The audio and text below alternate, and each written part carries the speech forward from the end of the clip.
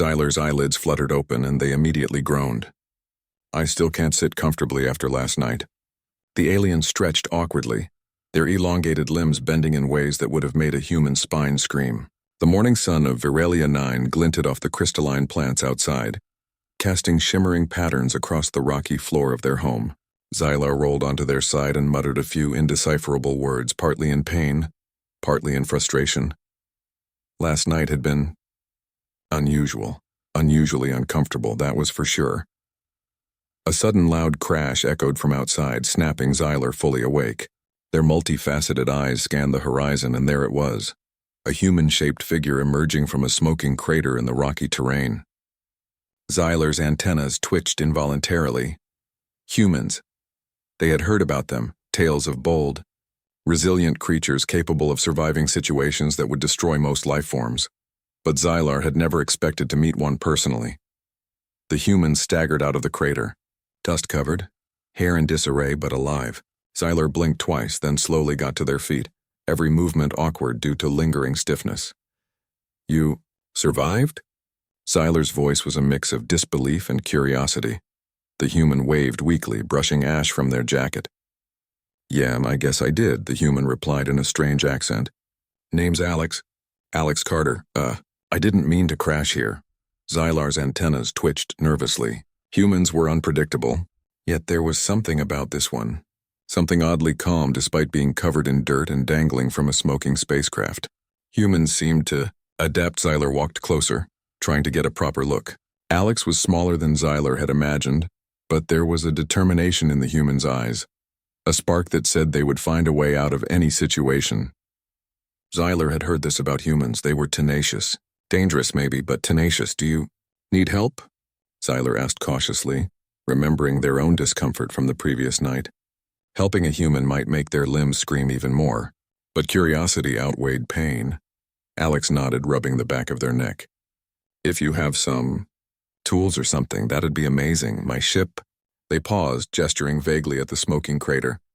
Well, it's kind of broken, Zylar's mind whirred. A human had crash-landed on Virelia-9, a planet with precise environmental rules and predators lurking in the shadows. It was chaos, yet somehow the human was still standing. And strangely, Zylar felt a twinge of respect. Follow me, Zylar said, motioning toward their dwelling. Their home was carved from a massive crystalline cliff, with winding tunnels and chambers glowing with soft bioluminescence. The alien moved carefully, mindful of the pain in their joints, while Alex struggled to keep up, stepping over jagged rocks and uneven terrain. Once inside, Zylar gestured toward a seating platform that humans might call a chair, though it was clearly designed for alien physiology.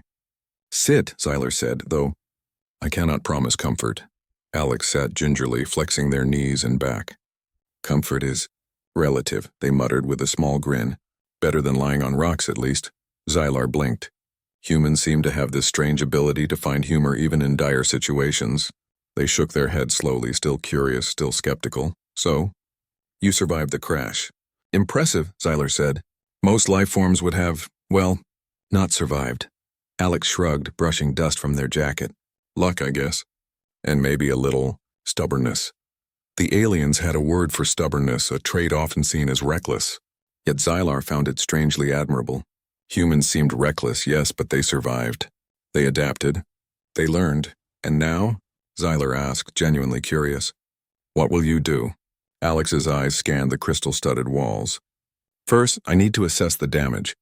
Then I fix my ship. Then I get back home, or somewhere safer, I guess. Zylar's antennas twitched. Home. Humans had home. That was rare among interstellar species. Many were nomadic or bound to strict colonies. Humans seemed personal.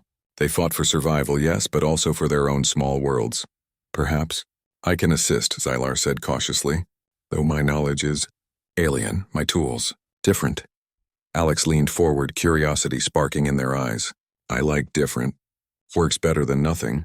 Zylar's mind spun. The humans' resilience was already evident. They didn't panic, didn't shout, didn't collapse in fear. Most creatures would have done all three. Zylar thought about last night, the long hours of trying to sit comfortably, the lingering pain, but also about the humans' calmness during the crash. Maybe, just maybe, humans were worth the effort. Good, Xyler said finally. Then we begin preparation. Hours passed as they worked together. Alex showed surprising ingenuity, using alien materials in ways Xyler would not have imagined. They fashioned temporary braces for the damaged hull, improvised shields from crystal fragments, and even rigged a basic energy conduit to power the ship's core. Xyler watched in quiet awe. Humans could solve problems in ways that defied alien logic. They were remarkable.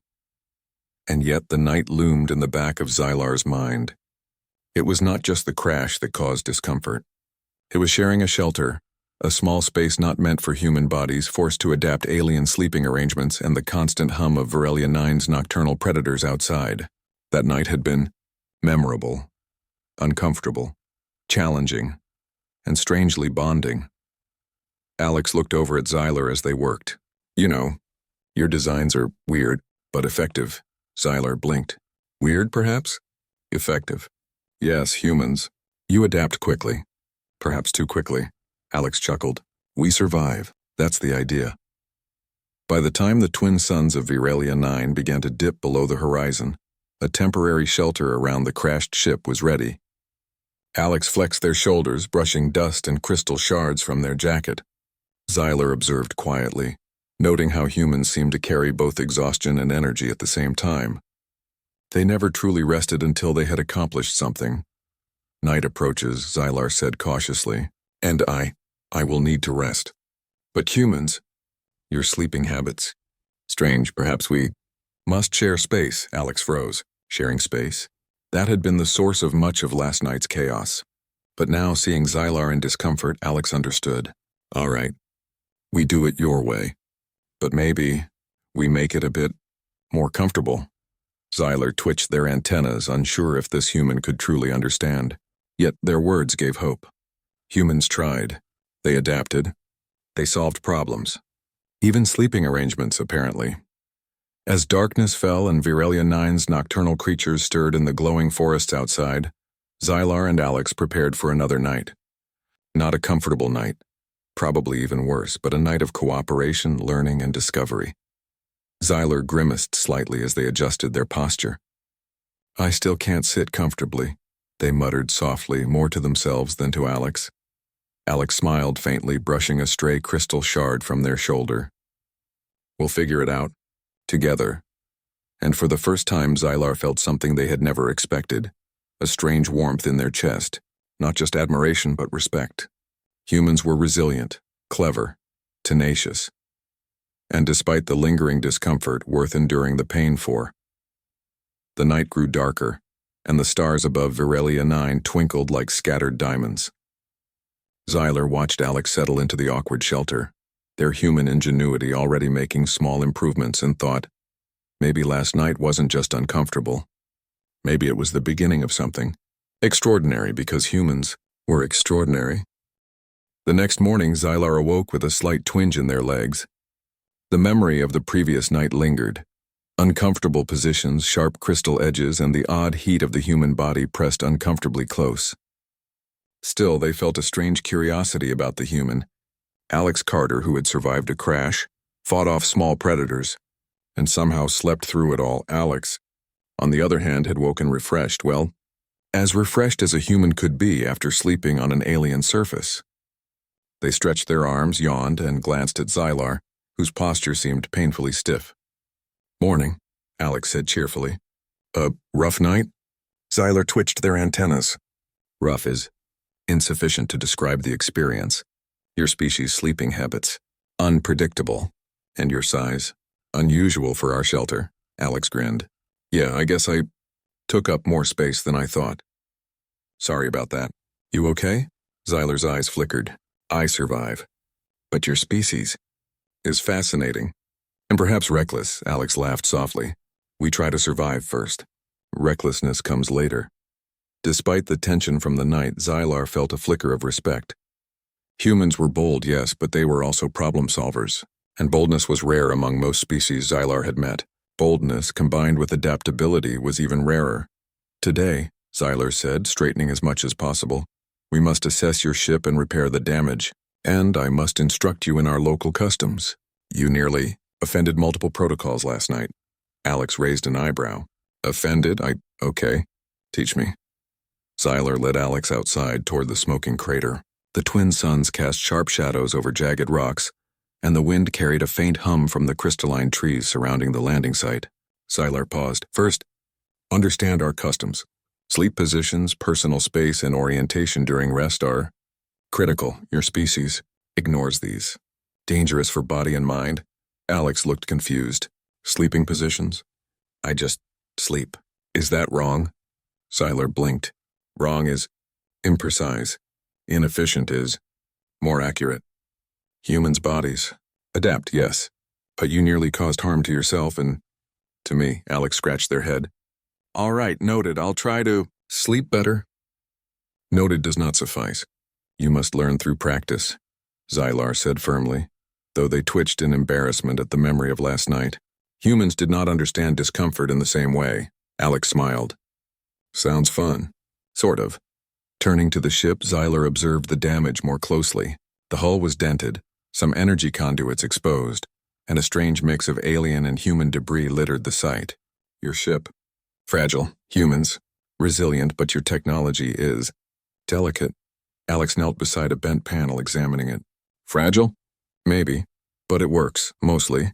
And it can survive a lot if you know how to fix it. Xylar's antennas twitched. Humans' confidence was remarkable. They faced challenges head-on, improvising solutions that even Xylar's species would not consider. We must begin repairs. But at your methods, may be different from our expectations. Alex nodded. Different usually means better, sometimes worse. I promise to try.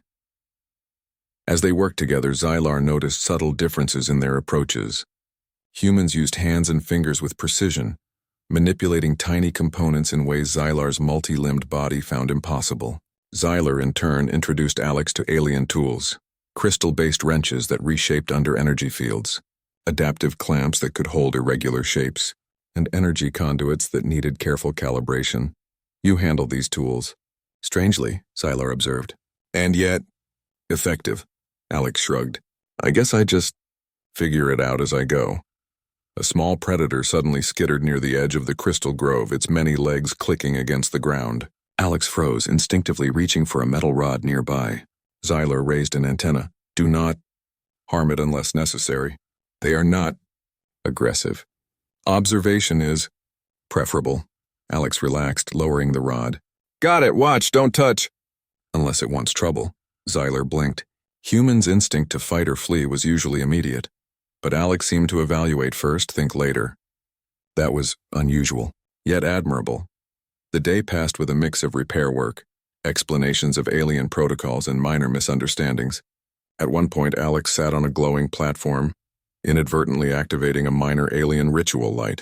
Crystals hummed and shimmered, bathing Alex in soft, vibrating colors. Xylar jumped. Do not sit there. It is not for resting purposes. Alex looked up sheepishly. Sorry, did I break it? Xylar sighed. Not broken, just misused. Our rituals are complex, Alex grinned. Complex is my middle name. Actually, it's not. But it should be. Despite the humor, Xylar couldn't help but feel a small admiration. Humans approached life differently. They improvised, laughed in the face of danger, and kept going no matter how strange or uncomfortable the situation became. Later, as the suns dipped again, Xylar led Alex to the shelter for the night. This time, they had attempted to make the space slightly more comfortable. Softened crystal pads replaced the jagged edges, and the shelter's orientation was adjusted for better airflow. Sit here, Xylar instructed, and sleep here carefully. Alex nodded, crouching as if testing the space. Okay, feels better. But still not like home. Xylar blinked. Home is different. But your species adapts quickly. That is admirable, Alex smiled. Adapting is kind of what we do. Makes life interesting. Night fell and the shelter glowed softly with alien energy. Xylar settled down carefully, still stiff from the previous day's events. Alex, sitting nearby, began to make small adjustments to improve comfort. A folded pad here, a cushion there. Minor tweaks Xylar had never considered. You make adjustments, Xylar noted. Why? Alex shrugged. I notice problems. I try to fix them. Humans do that a lot. Xylar considered this. Humans were strange, bold, reckless, yet clever, resilient, and determined. They had survived a crash on an alien planet, improvised solutions with unfamiliar tools, and even now were trying to make alien rituals safer and more comfortable. Perhaps humans are remarkable, Xylar admitted quietly. Even in discomfort. You persevere, Alex laughed softly. We do. It's kind of our thing. The rest of the night passed with fewer mishaps. Minor creatures wandered near the shelter but kept their distance, likely deterred by the protective energy field Xylar had erected. The discomfort lingered, but less painfully than before. And strangely, Xylar felt a growing respect for the human next to them. By the time dawn broke, Xylar stretched again, feeling the stiffness slowly ease. Alex had already begun checking the ship, humming softly while recalibrating a damaged conduit. Xylar watched quietly, noting every human movement, every improvisation, and every small solution. Your species adapts in ways I do not fully understand, Xylar said. Alex glanced up with a grin. That's kind of the point. We survive no matter what. Makes life more interesting. Xylar twitched their antennas. Interesting. Yes, humans were interesting. And perhaps, just perhaps, they were worth the effort. The day stretched ahead. Repairs, cultural lessons, and survival challenges awaited. And through it all, Xylar realized something surprising. Despite the discomfort, despite the misunderstandings, they were learning from Alex as much as Alex was learning from them. Humans were different, bold, reckless, but capable, adaptable, and, strangely, inspiring. Xylar twitched once more and muttered softly, I still can't sit comfortably. But perhaps humans are worth it. Outside Varelia 9's crystal trees shimmered in the morning light. The world was strange, dangerous, and beautiful. And for the first time, Xylar felt a flicker of excitement at sharing it with a human. Because humans survived, and sometimes surviving was just the beginning of something extraordinary.